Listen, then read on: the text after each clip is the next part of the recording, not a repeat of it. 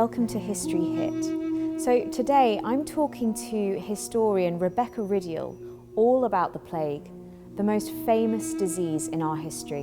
And we're coming from St Dunstan's Church in Stepney, which is one of the sites of the largest plague pits in London. Plague affected thousands of people, and Rebecca's going to tell us exactly how. Hi Rebecca, welcome to History Hit TV. So you're an expert on 17th century history, especially the plague, and you look into the plague in your book, Plague, War and Hellfire. We're going to talk about the epidemic in 1665. So where did it come from and what were the first outbreaks? So we know about the Black Death, we've heard of that. In fact, that term wasn't applied when it first arrived onto English shores, but we're talking about around about the 12th century, mid-12th century, this epidemic that we recognise now as plague arrived in England. It was brought to England, we think, via sailors, merchant sailors, and then it spread across the country, had a devastating impact. Around half to 60% of the population died as a result of plague, and then there were waves of outbreaks of plague since that point, really. The 17th century was part of the same pandemic, but it was at the latter end of the stage of that pandemic. So by the time we get to the Great Plague, plague is pretty well known and recognised within England. It's a regular occurrence, but by 1665 there hadn't been a major outbreak for roughly around 30 years. What would have 17th century London have been like, and why was it such a melting pot for the pestilence? There's 2 points there, really. So first of all, 17th century London was it was a metropolis, so it was packed full of people. The population was rising throughout the century. By the time we get to 1665, estimates put the population of the whole entire metropolis, so that's the City of London, Westminster, all of the suburbs as well, at around 450,000. Could have been as much as 500, could have been as little as 400,000. But that's the population. These people are living in a mishmash of different types of buildings. There's some brick buildings that have been made within the City of London. There's lovely palatial houses that are lining the Strand and the waterfront towards the west of London, and then of course there's Whitehall Palace as well. Within the City of London, these buildings are very closely packed together. Walking through the streets of London would have been quite a dark experience, even in peak summertime, because the buildings were timber framed, overhanging. It was lined with plenty of businesses, so on each business there would have been a sign hanging down. People would be throwing their rubbish and things for the gutter out of the windows. It would have been busy with lots and lots of people, sedan chairs going back and forth, carrying the gentry from one side of the city to the other. It was a busy metropolis that was very smelly, very dirty, and had a consistent problem with sewage and dirt as well. The second point about why it was perfect, we don't know actually, because we don't know for sure, 100% certainty, that plague was spread by rats. If it was, and that's the mainstream view, and that's the view I go with in my book, but if it was spread by rats, then clearly this rotting meat, this stinking city is a perfect place for rats to breed and grow and spread things. If it, regardless of the theories, the fact that there were so many people in one place made it a prime place for plague to spread. The outbreak in 1665 was the worst since the 14th century. What made it so bad? Because surely sanitation had improved by then. The plague of 1665 killed an estimated 100,000 people. So in terms of how deadly the epidemic was, it was certainly the worst epidemic that had happened since the early epidemics. Proportionally, there are arguments to be had that actually the 1603 plague may have been worse, even though fewer people died. A larger proportion of the population of London died as a result of plague. The plague of 1625 killed around 20% of the population. So it's just a question of numbers, really. In 1665, this was a very, very heavily populated city, and the plague took out 100,000 out of 500,000 people. Oh, wow. Who did it affect the worst, and why was that? Certainly the perception at the time was that the plague could affect anybody. There's a really brilliant preacher named Thomas Vincent, and his tracts are full of morbid metaphors and theories about everything, basically. I mean, his tract about the plague and the Great Fire of London is called God's Terrible Judgment on This City. That gives you an indication of what he was kind of like. But he believed that the arrow of death would fire at anybody, any age, sex, or whatever wealth somebody had. But in actual fact, and this wasn't because of the nature of plague, it was because of the nature of London, that it tended to be the poor that were more affected by plague. The wealthy did what the wealthy always do when plague arrives, or an epidemic of any kind arrives. They retreat and they leave the space that's affected. And that's kind of why the poor were more heavily affected by plague than the rich. So in 1665, how did it begin? What were the first and the most famous cases? It's hard to talk about famous cases because there were so many people that died. And it's also hard to track whether the early cases were linked to one another because, of course, plague was endemic. There were a handful of cases of plague every year in England. There was a case that happened around Christmas time, and it entered the Bills of Mortality the first week of 1665. And that was a woman who died of plague. After that point, there are no cases for around 7 weeks. February, there's a couple more. As we get to springtime, these cases are increasing, and they're all occurring in and around a parish called St Giles in the Fields, which was a very metropolitan suburb. It's often described as being poverty-stricken, which it was, absolutely, but it was a mix as well, alongside the very, very poor who were living close to a pub called The Crown, for example. There was also relatively wealthy people there living in brick houses, like the president of the Royal Society was living there, for example. So that's where it started to spread, in this very busy, very heavily populated suburb. From there, obviously, people move around. It moved around the suburbs surrounding the City of London. It went eastward to Stepney as well. And then finally it entered the City of London in June 1665. And it's really around that point that people started to take notice and think, goodness, this is an important thing that's happening. It's a serious problem and it needs to be addressed. Okay, so how did the plague strike? Can you describe what physically happens to a plague victim? Yeah, all the worst things that you could possibly imagine. And it is, quite frankly, one of the most dehumanizing diseases known to man. And it's still present in the world today, tragically. So it's a disease of the lymphatic glands. If it's transmitted by a flea, then the toxins from the bacterium, so Yersinia pestis is the bacterium, are injected into the body and they spread and they multiply throughout the body. The person that's affected will feel as though they've got the flu or a heavy cold. They'll feel drowsy, tired, their muscles will be aching. And it's only when they start to get swelling in either the groin or the armpits, depending on the proximity to the flea bite, or they can get swelling in both areas. And these are the things that are known as buboes, and they swell and they blacken because of the blood underneath. They also get a spotted kind of rash as well, which some of the commentators at the time refer to as being the plague tokens. Many of the victims appear to be pushed into a kind of madness. They go a bit deranged, they do extreme things. There's a case of one man that was so badly affected, he was left on his own, and he set himself alight. He set his whole house alight because he didn't want to die in such a terrible way. So there's that madness, and then finally, estimates again vary, for around 70% of people affected by this, it would have led to death eventually as well. So the upper classes fled, but how else did they react? Did they do anything to help?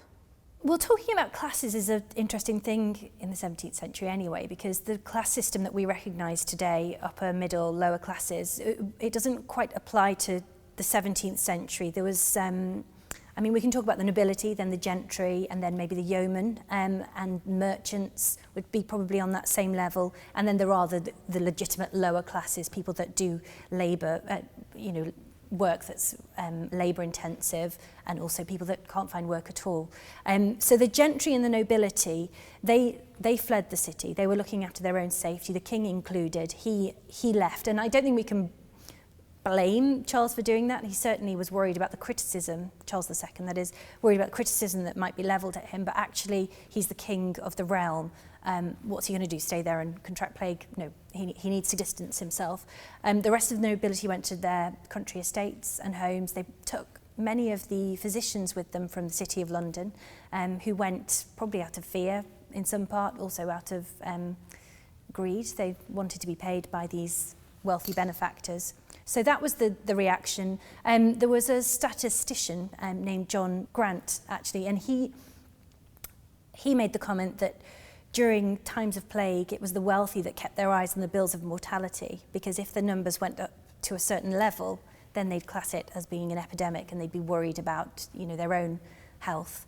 And a figure of around 100 was discussed between members of the Royal Society, kind of informally and after the event, as being the number that implies an epidemic as opposed to an outbreak. So when the numbers hit 100 per week dying, that's when we see this mass exodus of the city, with 30,000 people leaving in June, for example, and they all tended to be wealthy and have means to live somewhere else.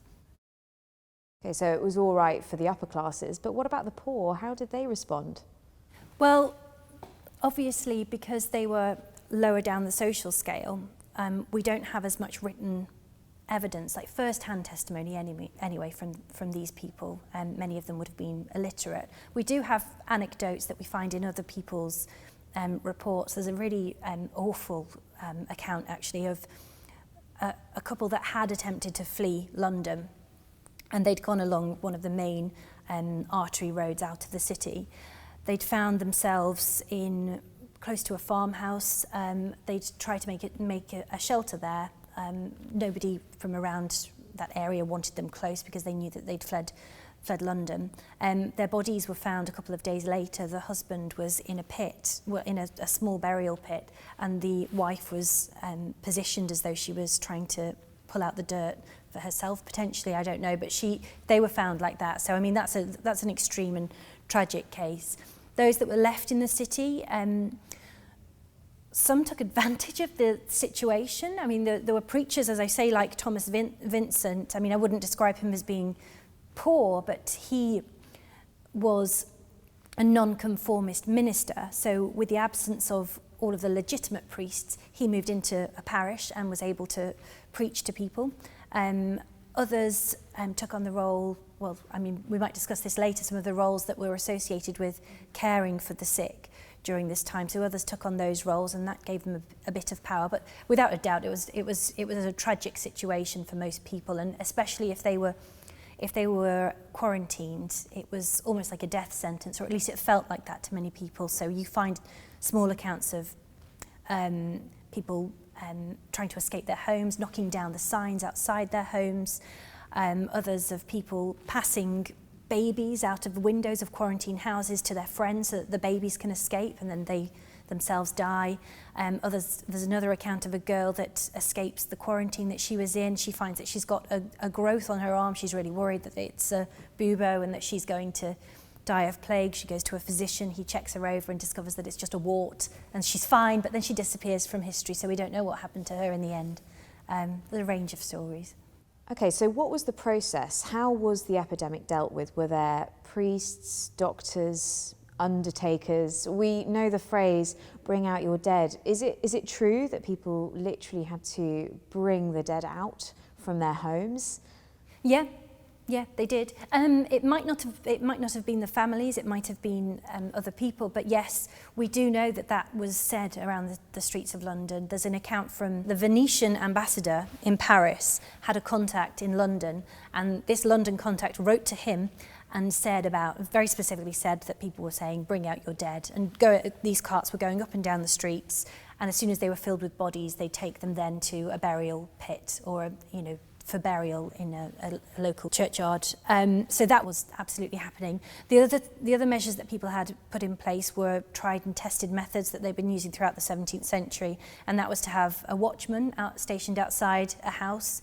There would be 2 watchmen for each quarantined house, one to watch the house during the daytime, one to do it in the evening. They weren't to let anybody in or out, but they were allowed to pass food into the homes of the people that were kept there. Alongside that, each quarantined home in an ideal world would also have a nurse or a pair of nurses that were there to care for the sick and tend to them throughout their illness. And then if the sufferers did in fact die, which obviously most of them did, then you would also have an examiner or a searcher, and these were females, and they specifically females because women were associated with the care of the dead and the treatment of the dead before burial.